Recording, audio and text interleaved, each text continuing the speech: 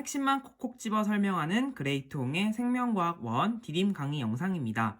이번 시간에는 바이러스에 대해서 공부해 볼 거예요. 먼저 바이러스는 특별한 구조를 가지고 있는데요. 단백질 껍질 속에 핵산, DNA 또는 RNA가 들어있는 구조로 되어 있습니다. 첫 번째로 볼 바이러스는 박테리오파지라는 바이러스인데요. 머리가 커다란 거미같이 생긴 이 바이러스는 머리 쪽에 단백질 껍질, 그리고 그 안에 DNA로 이루어진 형태를 가지고 있습니다. 두 번째로 담배 모자이크 바이러스, 이름과 마찬가지로 담뱃잎에 담배 모자이크 질병을 일으키는 바이러스예요. 특이한 모양의 단백질 껍질 속에 DNA가 나선 형태로 들어가 있습니다. 마지막으로 인간 면역 결핍 바이러스, HIV, 이 바이러스는요, 이 단백질 껍질에 RNA가 들어 있습니다.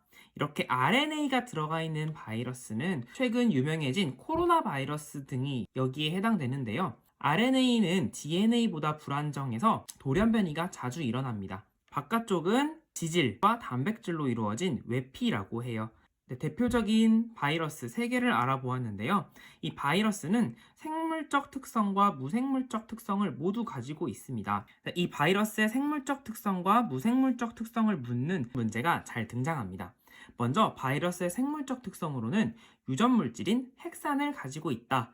살아있는 숙주세포 내에서 물질 대사와 자기 증식을 할 수 있다. 여기에서 말하는 숙주세포는 바이러스가 기생할 수 있는 생물을 숙주생물이라고 하는데, 그 생물 안에 세포를 말하는 거예요.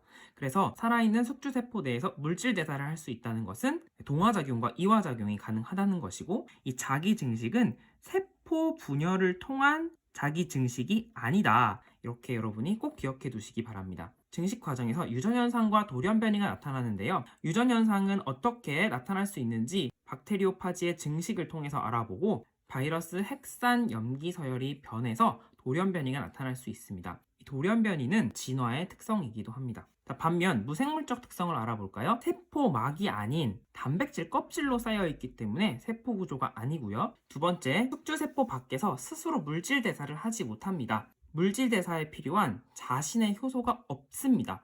그러면 생물적 특성에 나타난 이 물질 대사는요, 자신의 효소가 아닌 숙주의 효소를 이용해서 물질 대사를 하는 것입니다. 지난 시간에 배운 7가지 생물적 특성 중 하나라도 맞지 않는 것이 있다. 그러면 생물이 아닐 가능성이 높다라고 했죠. 바이러스는 무생물적 특성도 가지고 있기 때문에 생물과 무생물의 중간 형태라고 보는데요.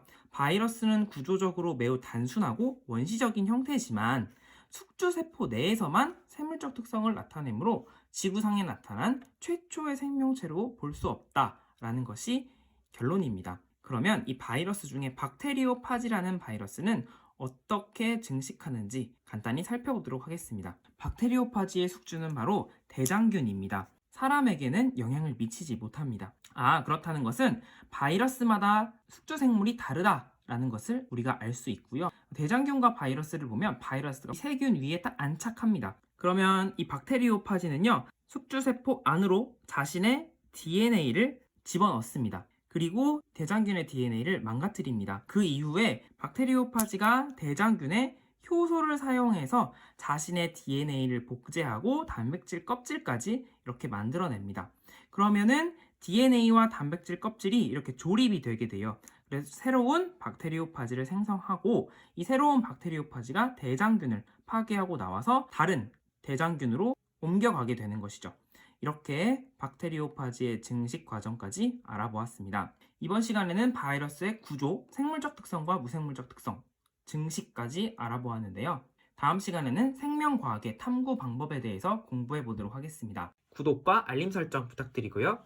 지금까지 그레이트 홍쌤이었습니다. 홍빠!